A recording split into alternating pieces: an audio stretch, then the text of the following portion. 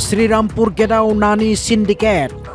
गुन्डागिरि बथलनि दैदेननायाव सिन्डिकेट बायजो हादोरसानि ना बजाय गंफ्रोम गारिनिफ्राय थोनखाङो बथल गेङा अजद बादियै बथलनि खर'सायाव दं बिटिसिनि इएम मृत्युंजय नार्जारिनि आखाइ सिन्डिकेट गुन्डानि थाखाय गोबां बेसेनाव ना बायनांगौ ग्राहकआ सानफ्रोमबो आसाम सोनाब बंग सीमानि बे श्रीरामपुर गेटजोंनो सारि सारियै आसामाव हाबो ना बजाय ट्राकफोरा नाथाय बेफोर ट्राकफोरा आसामाव हाबनायनि थाखाय सरकारि खाजोना होआब्लाबो जेबो अजद थाया मानोना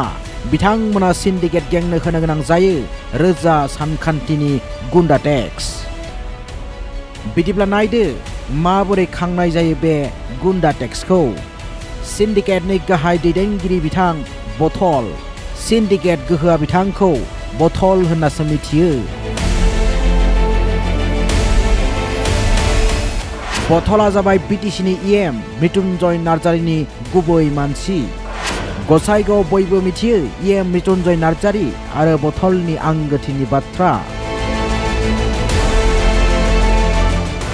बथलनि अनगायैबो सिन्डिकेटआव लोब्बा दं आनबारनि आनबारा जादों गुमा बियामनि एमसिएलए इन्टास आलीनि बिफं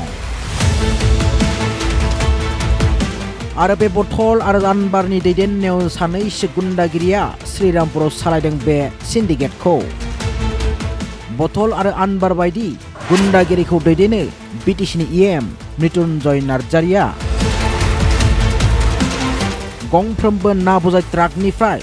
सिन्डिकेट गुन्डाया लायो 4,500 राङै गुन्डा टेक्स सानफ्रोमबो लाख लाख रां बुथुमो बथल गेङा गिबियाव ना बजायगारनि बिगोमाजों फोनांजाब खालामो दुमा मुंनि सासे सुबुङा गासैबो थि जायोब्ला दुमाया ना बजायगारनि नम्बर दैथायहरो बथल गेंनो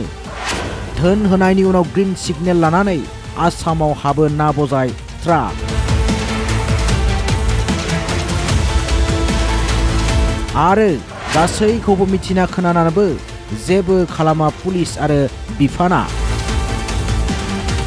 बेबायदिनो श्रीरामपुर गेटआव सोलिदों नानि इनाय सिन्डिकेट जेराव सुबुं थान्दैयाबो लोब्बा थानायनि अजद सिखारदों आरो बे सिन्डिकेट गुन्डानि उदखारावनो रायजोफोरा बांद्राय बेसेनाव बायनो गोनां जादों ना